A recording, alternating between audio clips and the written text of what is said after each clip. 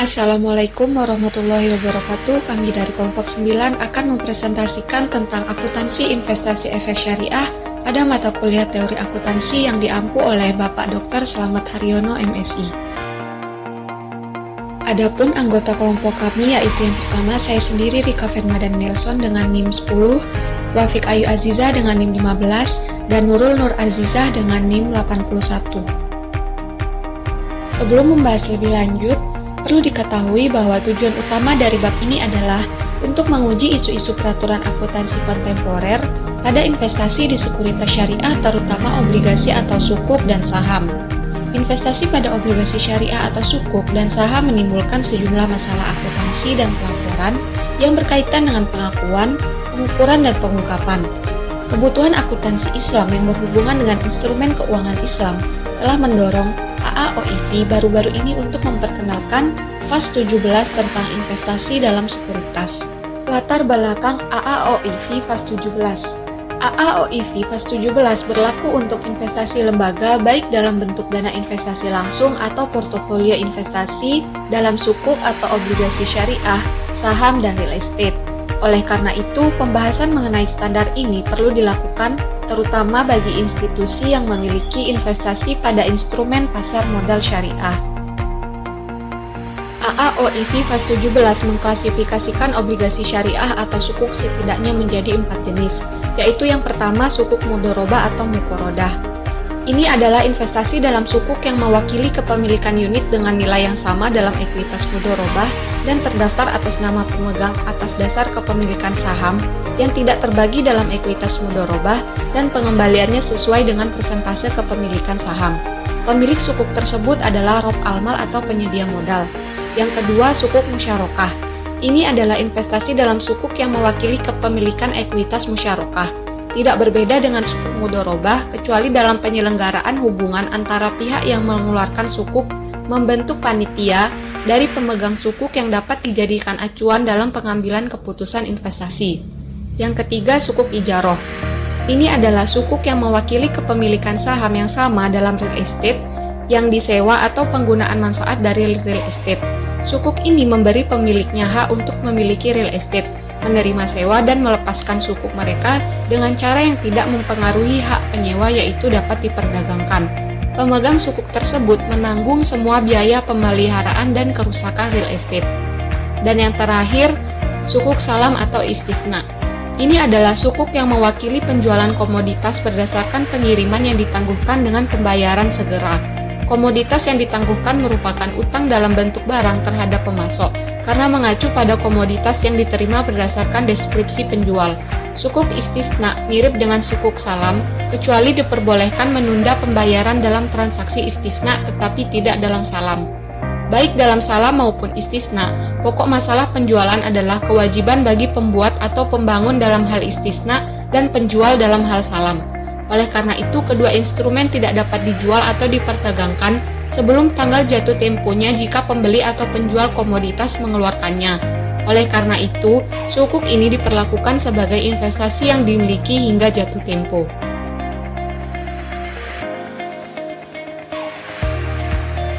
Klasifikasi investasi. Yang pertama, klasifikasi investasi pada sukuk. Salah satu kontribusi penting dari AAOIV FAS 17 adalah klasifikasi investasi pada sukuk menjadi 3 jenis, yaitu untuk tujuan perdagangan, tersedia untuk dijual, dan dimiliki hingga jatuh tempo. Dasar klasifikasi AAOIV didasarkan pada klasifikasi syariah yang terkenal dari komoditas perdagangan untuk tujuan zakat. Sebagai contoh, para fuqaha mazhab Maliki mengklasifikasikan harta jual beli menjadi sebagai berikut. Yang pertama, harta yang dimaksudkan untuk jual beli. Yang kedua, aset yang dimiliki untuk dijual dengan harapan menghasilkan keuntungan melalui apresiasi harga di masa depan. Dan aset yang diperoleh bukan untuk diperdagangkan tetapi untuk penggunaan pribadi. Selanjutnya, klasifikasi konvensional investasi surat berharga. Jika kita cermati, klasifikasi konvensional investasi surat berharga biasanya hanya diklasifikasikan menjadi 2 jenis, yaitu deal atau jangka pendek atau investasi jangka panjang. Penggunaan klasifikasi investasi AAOIV menjadi 3 jenis akan lebih diinginkan dan bermanfaat bagi pengguna informasi akuntansi karena memberikan klasifikasi tambahan yang membedakan maksud atau tujuan investasi. Namun masalah utama pengklasifikasian investasi adalah untuk secara objektif menentukan niat investor, dan niat juga dapat berubah seiring waktu karena perubahan iklim ekonomi. Persyaratan pengakuan akuntansi. AAOIV Fas 17 telah merekomendasikan bahwa pertama, pengakuan investasi pada sukuk dan saham harus diakui pada tanggal akuisisi dan diukur pada biaya perolehan. Namun pada akhir periode akuntansi, investasi pada sukuk dan saham yang dimiliki untuk diperdagangkan dan tersedia untuk dijual diukur pada nilai wajarnya. Keuntungan dan kerugian yang belum direalisasi sebagai akibat pengukuran ulang harus diakui dalam laporan laba rugi.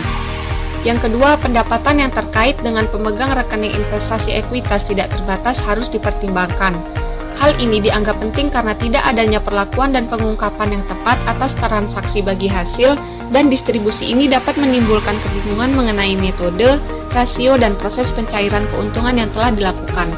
Hal ini untuk memastikan transparansi pembagian keuntungan dan kerugian atas pengukuran ulang investasi pada akhir tahun agar dapat diungkapkan dengan baik kepada pengguna. Yang ketiga, keuntungan atau kerugian yang belum direalisasi yang dihasilkan dari pengukuran ulang pada nilai wajar menurut AAOIV Fas 17 harus diakui dalam laporan posisi keuangan di bawah cadangan nilai wajar investasi.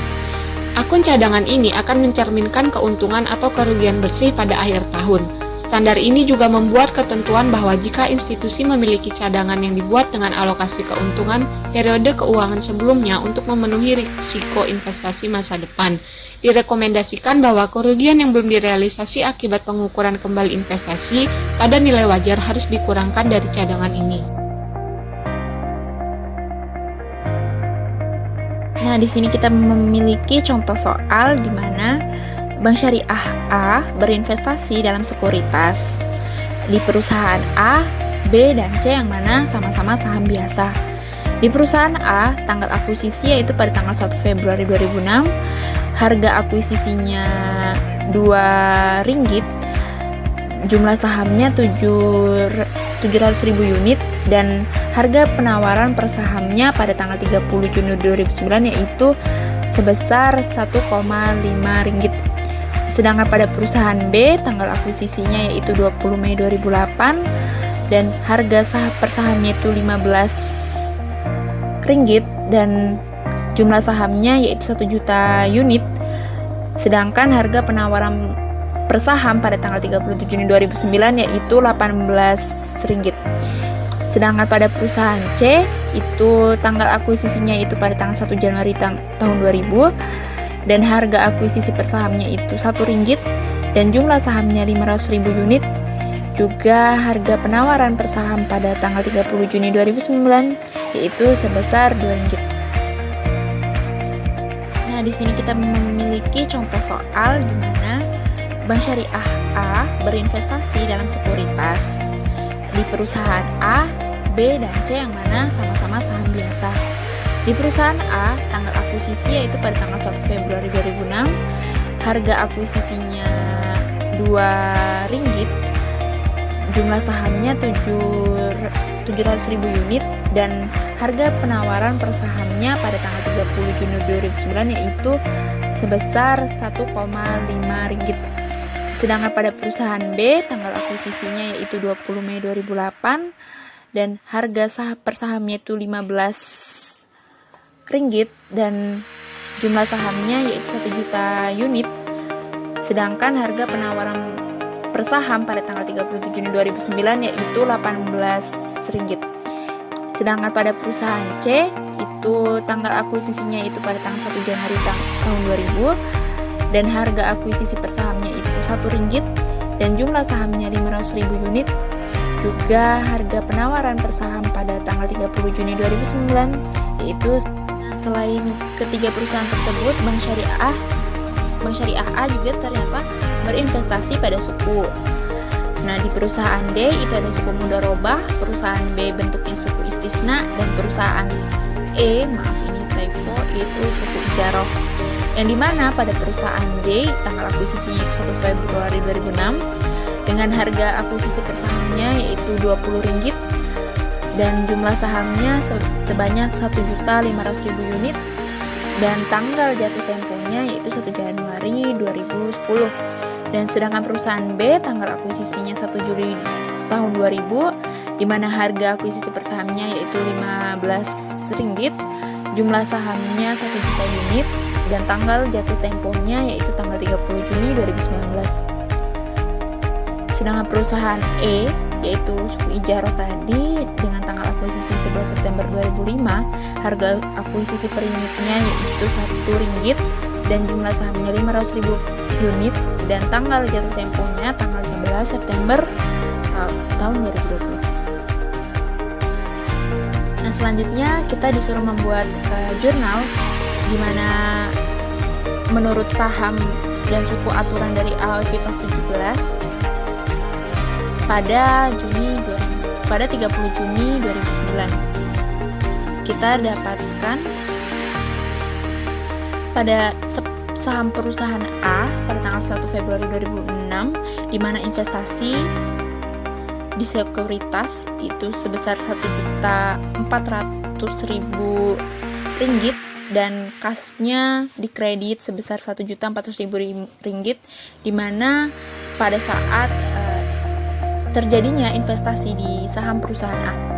Lalu pada tanggal 30 Juni 2009, di mana pengakuan kerugian yang belum direalisasi pada saham perusahaan A itu di debit ada laba rugi kerugian yang belum direalisasi, dan di kredit ada investasi sebesar Rp350.000. Dan ada juga transfer kerugian investasi yang belum direalisasikan ke cadangan, di mana di debit kita dapatkan cadangan nilai wajar investasi dan di kreditnya laba rugi sebesar Rp350.000. Selanjutnya yaitu saham pada perusahaan B pada tanggal 20 Mei 2008 saat terjadi investasi di saham perusahaan B, itu investasi di sekuritas itu di debit dan kasnya di kredit, di mana bank itu mengeluarkan uang itu sebesar Rp15 juta Malaysia. Dan pada tanggal 30 Juni 2009, di mana pengakuan keuntungan yang belum direalisasi dalam saham perusahaan B, itu berarti pencatatannya di debit ada investasi di sekuritas dan di kreditnya ada laba rugi, yaitu di mana dia untung yang belum direalisasi sebesar Rp3 juta Malaysia. Dan selanjutnya yaitu transfer investasi keuntungan yang belum direalisasi ke cadangan, di mana laba rugi pemberian di kredit dan di debit dan cadangan nilai wajar investasi di kredit sebesar Rp3 juta Malaysia. Selanjutnya pada saham perusahaan C, di mana kurang lebih sama seperti saham pencatatan sebelumnya pada tanggal 1 Januari tahun 2000, di mana terjadinya investasi pada perusahaan C, maka investasi di sekuritas di debit dan kasnya di kredit sebesar Rp500.000 Malaysia. Dan pada tanggal 30 Juni 2009 terjadi pengakuan keuntungan yang belum direalisasi pada perusahaan B, yang mana investasi di sekuritasnya itu di debit dan laba rugi di mana itu untung yang belum direalisasikan itu sebesar Rp500.000 Malaysia. Dan yang selanjutnya itu transfer investasi keuntungan yang belum direalisasikan ke cadangan, di mana pada debit yaitu laba rugi pemberian dan di kreditnya cadangan nilai wajar investasi sebesar Rp500.000 Malaysia. Yang selanjutnya yaitu pencatatan suku pada perusahaan E, di mana tanggal 1 Juli tahun 2000 terjadi investasi pada suku perusahaan E, yaitu suku pada perusahaan E, di mana debitnya berarti investasi di sekuritas dan di kreditnya ada kas sebesar Rp15 juta Malaysia. Dan pada tanggal 30 Juni 2009, di mana itu tanggal jatuh tempo, di mana pelepasan suku pada saat jatuh tempo, jadi debitnya di kasnya di debit dan investasi di sekuritas itu di kredit sebesar Rp15 juta Malaysia. Dan yang selanjutnya itu pengakuan keuntungan investasi pada suku, di mana di debit ada kas dan laba rugi atau keuntungan yang dijanjikan itu di kredit sebesar Rp15 juta Malaysia. Selanjutnya yaitu instruksi B dan C, di mana kita harus menyiapkan investasi dalam akun cadangan nilai wajar pada tanggal 30 Juni 2009 dan Bank Islam A telah menyetujui pada tanggal 30 Juni 2009 30% dari saldo investasi dalam akun cadangan nilai wajar akan dibagikan sesuai dengan rasio bagi hasil berikut, yaitu 80/20 antara pemegang saham dan deposan. Saldo investasi dalam akun cadangan nilai wajar pada 1 Juli 2008 adalah Rp2.400.500 Malaysia. Nah, bisa kita lihat di sini jurnalnya, di mana jurnal nilai wajar, investasi nilai wajar, di debitnya ada saham nilai wajar dikurang pada perusahaan A, yaitu sebanyak Rp350.000 Malaysia, dan balance-nya di perusahaan D pada tanggal 1 Juli 2008 dikredit, yaitu sebanyak Rp2.400.500 Malaysia, di mana dihasilkan balance dari semua ini adalah Rp5.900.500 Malaysia. Dan total keuntungan terdistribusi pada tanggal 30 Juni 2009 harusnya, itu ada 5.900.500 dikali 30%, yaitu sebanyak Rp1.770.150 Malaysia. Dan bagi hasil untuk depositor dikali 20% atau di sini didesimalkan menjadi 0,2, yaitu sebanyak Rp354.030 Malaysia. Dan bagi hasil untuk pemegang saham itu dikali 80% atau 0,8, maka dihasilkan sebanyak Rp1.416.120 Malaysia.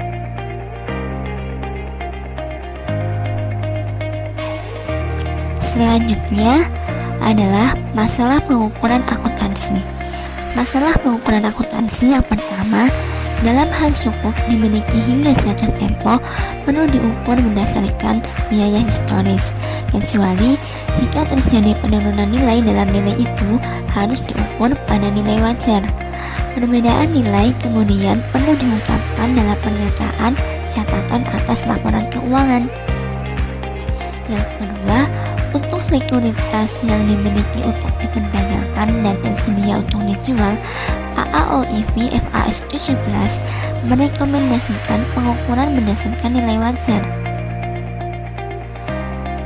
Nilai wajar adalah harga yang akan diterima untuk menjual suatu aset atau harga yang akan dibayar untuk mengalihkan suatu liabilitas dalam transaksi teratur di pasar pada tanggal pengukuran berdasarkan kondisi pasar saat ini. Yang ketiga, AAOIV FAS 17 juga mengatur bahwa realisasi keuntungan atau kerugian yang dihasilkan dari penjualan investasi harus diukur pada selisih antara nilai buku dan nilai kas atau hasil kas bersih dari standar penjualan. Selanjutnya, persyaratan pengungkapan akuntansi. AAOIV FAS 17 telah membuat persyaratan khusus pengungkapan dalam hal penyertaan saham dan sukuk. Di antara persyaratannya adalah pengungkapan harus dilakukan oleh penerbit sukuk, baik materi ideal maupun nilai nominal sukuk dan persentase sukuk yang diperoleh dari masing-masing pihak yang menerbitkan sukuk dan masing-masing jenis sukuk. Persyaratan pengungkapan lain yang berguna adalah kebutuhan untuk mengungkapkan hubungan kontraktual antara penerbit dan atau pengelola sukuk dan pemegang sukuk. Pengungkapan tambahan sehubungan dengan investasi dalam sukuk adalah persyaratan untuk mengungkapkan klasifikasi sukuk sesuai dengan jatuh temponya. Dari semua persyaratan pengungkapan di atas menunjukkan perlunya lembaga-lembaga Islam akan lebih transparan dalam mengungkapkan informasi keuangan yang berkaitan dengan investasi dalam surat berharga, khususnya sukuk. Alasan yang mendasarinya adalah untuk menyediakan informasi yang berguna bagi pengguna untuk membuat penilaian yang tepat, terutama tentang investasi institusi dalam surat berharga. Yang terakhir ialah kesimpulan. Kebutuhan akan standar akuntansi syariah yang terkodifikasi adalah terutama berasal dari kebutuhan bahwa tujuan akuntansi Islam, konsep, dan prinsip dikembangkan berdasarkan persyaratan syariah. Namun, regulasi akuntansi Islam juga perlu beradaptasi dengan akuntansi modern untuk membuatnya relevan untuk dipraktekkan di zaman kita. Pemeriksaan AAOIV FAS 17 menunjukkan bahwa AAOIV telah pragmatis dalam pendekatannya dengan mempertimbangkan kedua persyaratan saat mengembangkan standarnya. Ini adalah sebuah langkah proaktif untuk menyediakan regulasi akuntansi yang sehat sebagai bagian dari regulasi komprehensif keuangan Islam institusi. Bab ini merupakan kontribusi untuk literatur tentang masalah peraturan akuntansi kontemporer tentang investasi saham dan sukuk. Sekian presentasi dari kelompok kami. Ada kurang dan lebihnya kami mohon maaf. Semoga materi yang kami sampaikan dapat bermanfaat bagi teman-teman semua. Wassalamualaikum warahmatullahi wabarakatuh.